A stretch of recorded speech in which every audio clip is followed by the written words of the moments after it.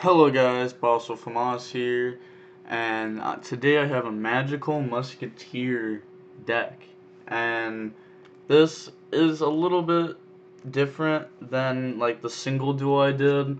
Honestly, I had a lot of fun with this deck, and I played it for like days straight on Dueling Book. It was the only deck I played, and to be honest, this deck is pretty good. Like, it beats Orcus, Salad, and Striker almost every time. The only deck it really loses to is Thunder, which is why you can see like the first like 6 cards in the side deck are all like 4 Thunder. I mean, it's also good against other decks, but really good versus Thunder. And let's just get right into the list. So, 3 Ash, 3 Phantasme, and 3 Impermanence as the hand traps, and I'll explain these. So, 3 Ash because it's like the most generic hand trap. It's pretty much good against every meta deck right now. So 3 of it. 3 Phantasme because it summons itself and it's a body. Because it's a high enough level, if you make the Blackluster Soldier with it, a lot of decks have problems outing this card, and I feel like that makes this card even worth more playing. It unbricks you, and like it gets spells and traps out of your hand, like the Magical Musketeer ones, if you don't need them. And then it also makes it so that way you guys can't be targeted, which happens a lot against like Striker or like Valor and Permanence. They'll try doing it on your Link Boy, and then you just Phantasme effect and stop it. And then 3 Impermanence, this doesn't really conflict with Phantasme. I mean, it has like a couple times, but it's definitely worth playing Impermanence over Valor because Impermanence you can set it in a zone and then like know that Starfire is going to summon Casper there and then get a search later on. And then this card's also good as like a 6 draw against like the Pure Thunder deck because they make Titan now, and Titan just destroys this deck like 90% of the time. You have 7 chainable cards to it, and yeah, so this card's pretty good. Another hand trap. And then 3 Casper, obvious. 3 Doc. Some people only play 2 of this, but I play 3 because I play 3 Ties of the Brethren and 3 Desires. And honestly, 3 Doc comes up a lot because I'll Desires banish 1, I'll draw 1, and then I'm going to need another one in deck to summon off Casper later on. Because this card, like, Casper searches them from the deck, and then this searches them from the grave. So, like, once you get this on board, you want this on board, so that way you can start getting multiple things every turn for free. 3 Kid Brave, the other level 3, so you want all like maxed out on the good ones. And this one, when one is used in the column, you discard a Magical Musketeer card, draw 2. So this one's really good because, um, so like you want to draw into like Desires, Ties of the Brethren, like a lot, or like draw in the hand traps, and it's a level 3, so you have to play more of it. And then 3 Starfire, this one just summons a level 4 or lower from deck, except for itself. This one's good, obviously, because it lets you get to, like, Casper or Doc, and it lets you get to, again, the level 3s for, like, Ties of the Brethren. And then those are the 12, they're the best ones. I wouldn't play any of the other ones. The level 4, I was testing for a while, but that card is just, like, greedy. It's like a, if you're like already popping off, you can use that card to make like the Boral Sword OTK. And I've definitely had it come up to where I wasn't able to OTK because I didn't have it in deck. But I feel like it's just not worth it because a lot of the times it's just dead. Where like Doc, when it's dead, it's still like the level 3 that you need. So like you just need it in the deck. And then onto the spells. 3 Cross Domination. Best one out of them all, probably, for like interrupting. 3 of this, pops a card. 3 of this, negates spell and trap. This card's an auto win against Striker. You just like normal summon, they're like, okay, you're linking the max. They Widow, you chain Last Stand to negate Widow, and then you get to summon like 4 from deck, and then you win. And then Dancing Needle, only one of this because you don't want to see it more. Like you want to Casper search it. and then like Doc added back from grave. It does suck when you banish it off Desires, but this card just banishes up to 3 cards in the graveyard.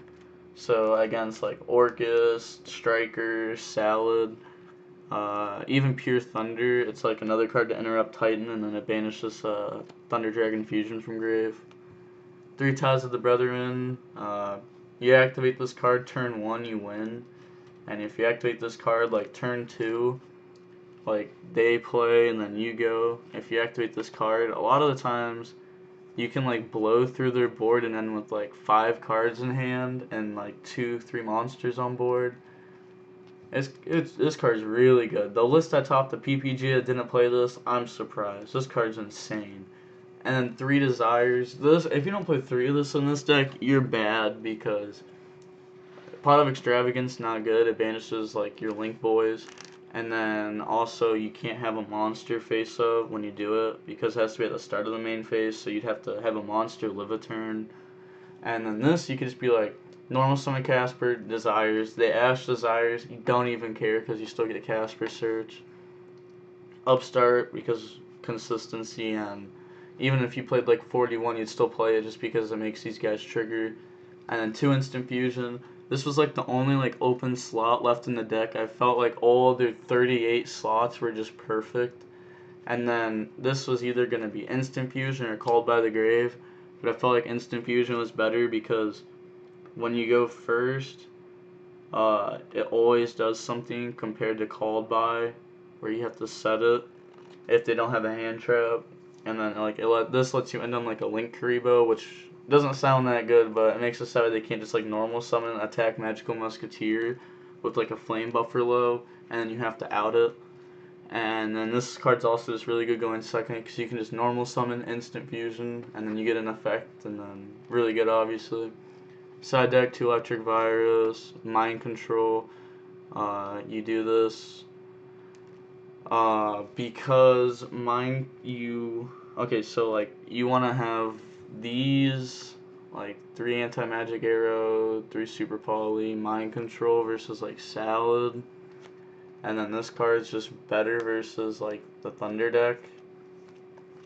So it's just like, that's why you play that ratio. Seems kind of weird. 3 Super Poly, this card's insane. You can normal summon. If they don't negate the summon, you instantly activate Super Poly and you out the board.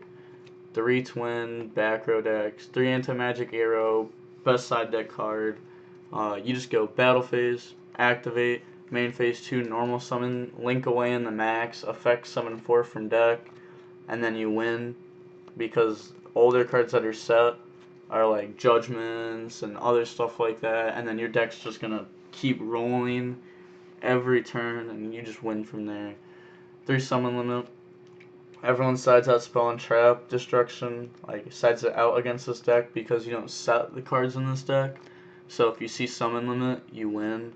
Like they can't out it. Like no one has outs against it. And if you see this card, you can search your last stand if you want to protect it. Extra deck, 1 Predaplant, 1 Salamangreat Fusion, and then 1 Starving Venomoth for Super Poly.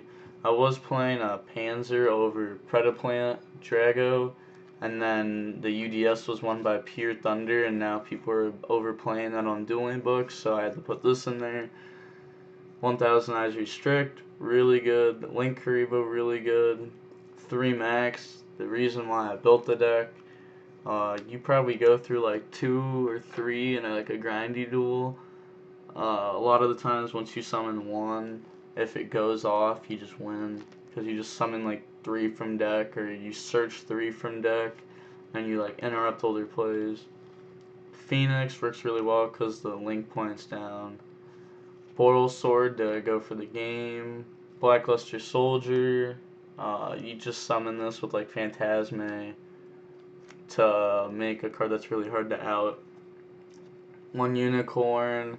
Doesn't come up that often, but sometimes you have to like Phoenix and Unicorn next to it to out a whole bunch of their cards after you Anti-Magic Arrowed. If they have like problem cards, like if you know they have problem cards set, like against like Draco, you can like Phoenix the Diagram and like Unicorn the Disciples away or something.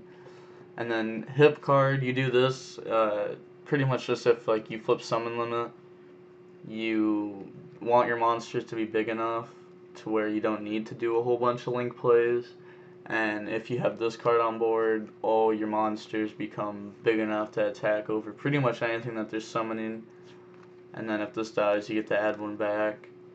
Cerberus again matches really well with the max if you like anti arrow them, but this card isn't summoned that often. And then Underclock Taker.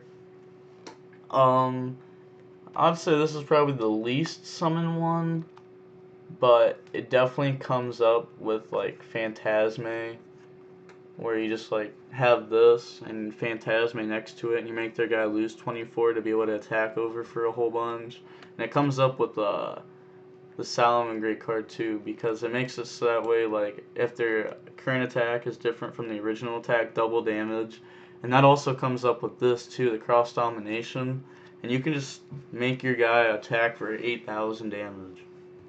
But that's it for the video. If you want to see the duel I did with this deck, it's the list before it was updated. This list is better than what it was when I did the single duel. But if you want to see the single duel, the link is going to be in the description. Like, comment, and subscribe. Boss of Famas.